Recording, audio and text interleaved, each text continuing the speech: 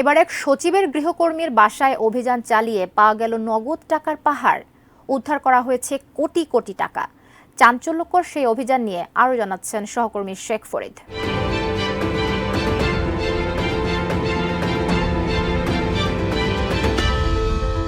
ভারতের ঝাড়খণ্ড রাজ্যে সত্যিই এক চাঞ্চল্যকর ঘটনা ঘটেছে। রাজ্যটির রাজধানী রাঁচির বিভিন্ন এলাকায় সম্প্রতি অভিযান শুরু করেছে ভারতের এনফোর্সমেন্ট ডিরেক্টরেট তথা ইডি। এমনই এক অভিযানে রাজ্যের পল্লী উন্নয়ন মন্ত্রী আলমগীর আলমের ব্যক্তিগত সচিবের গৃহকর্মীর বাড়ি থেকে বিপুল পরিমাণ অবৈধ অর্থ উদ্ধার করেছে ইডি।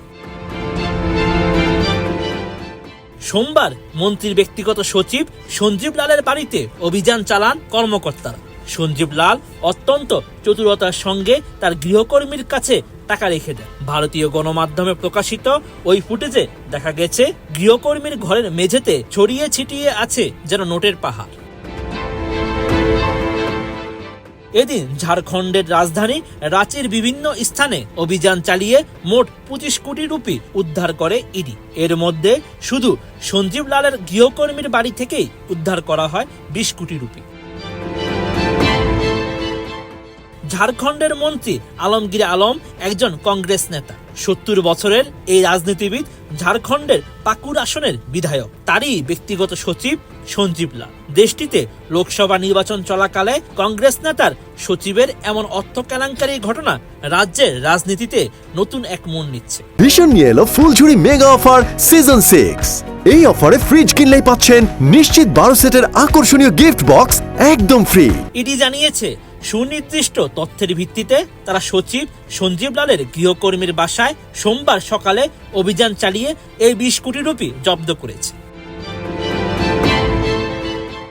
ইডির দাবি, গ্রাম উন্নয়ন দপ্তরের প্রধান প্রকৌশলী বীরেন্দ্রকে আরেক কেলেঙ্কারির রামের অর্থ লোপাটের মামলার সঙ্গে সঞ্জীবের নাম জড়িয়ে পড়ায় সেই সূত্র ধরেই ওই দিন সকালে অভিযান শুরু করে ইডির কর্মকর্তারা। সেখানে এত বিশাল পরিমাণ অর্থ উদ্ধারের ব্যাপারটি তারা আগে থেকে কল্পনাও করতে পারেননি। ইডি জানায়, প্রকৌশলী বীরেন্দ্র এর আগেও একবার দুর্নীতির মামলায় গ্রেফতার হয়েছিলেন। গত বছরেই বহু প্রকল্পের অর্থ গায়েব করার অভিযোগে বীরেন্দ্রকে গ্রেফতার করেছিল ইডি। সেই মামলার সঙ্গে জড়িত আছেন সঞ্জীবও। তার বাড়ি থেকেও নগদ অর্থসহ একটি পেন ড্রাইভ উদ্ধার করা হয়েছে। Sheikh Farid, ATN news.